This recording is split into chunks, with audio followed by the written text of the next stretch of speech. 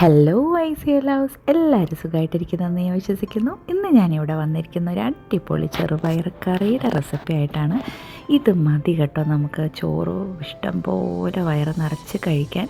അപ്പോൾ ഈസി ആയിട്ട് എങ്ങനെയായി കറി തയ്യാറാക്കുന്നതെന്ന് നോക്കിക്കാണാം. അതിനായിട്ടൊരു കുക്കറിൽ ചെറുപയർ ഒരു അരക്കപ്പ്, പിന്നെ അതിലേക്ക് കുറച്ച് കുഞ്ഞുള്ളി, ഒരു 5-6 കുഞ്ഞുള്ളി ചേർത്ത് കൊടുക്കുക, തൊലി കളഞ്ഞ്. പിന്നെ പച്ചമുളക് എരിവനുസരിച്ച്, പിന്നെ വെളുത്തുള്ളി ഒരു 5-6 അല്ലി. അപ്പോൾ ഞാൻ പറഞ്ഞ പോലെ പച്ചമുളക് ഒരു 1-2 ചേർത്ത് കൊടുക്കണം. ഞാൻ 2 ചേർത്തിട്ടുണ്ട്, അത്ര എരിവില്ലാത്തതുകൊണ്ട്. തക്കാളി ഒരെണ്ണം. എന്നിട്ട് ഫുള്ളായിട്ടല്ല ഇടേണ്ട കേട്ടോ, മുറിച്ചിടണ്ടേ. എന്നിട്ട് നന്നായി 3 വിസിലിന് വേവിച്ച് ഇതൊന്ന് ഉടച്ചെടുക്കുക സ്പൂൺ കൊണ്ട്.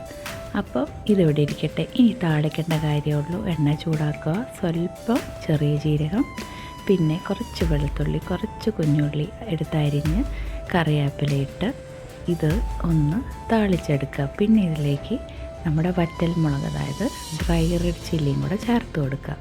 പിന്നെ ഇതൊന്ന് മൂത്ത് വരുമ്പോൾ സ്വല്പം മഞ്ഞൾപ്പൊടി, സ്വല്പം കാശ്മീരി മുളക് പൊടി ചേർത്ത് കൊടുക്കുക.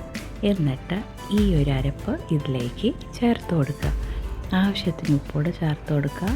സ്വല്പം തേങ്ങ, ഒരു 2 ടേബിൾ സ്പൂൺ തേങ്ങ തിരുമിയത് ചേർത്ത് കൊടുത്ത് മിക്സ് ചെയ്യുക. അത്രയേ ഉള്ളൂ, നമ്മുടെ അടിപൊളി ചെറുപയർ കറി ഇവിടെ തയ്യാറായി. നിങ്ങൾ തീർച്ചയായിട്ടും ഇത് ട്രൈ ചെയ്ത് തന്നെ ഫീഡ്ബാക്ക് അറിയിക്കണം. എപ്പോഴും പോലെ വീണ്ടും ഇതുപോലത്തെ അടിപൊളി റെസിപ്പി ആയിട്ട് കാണുന്നവരെ ബൈ, സ്റ്റേ സേഫ്.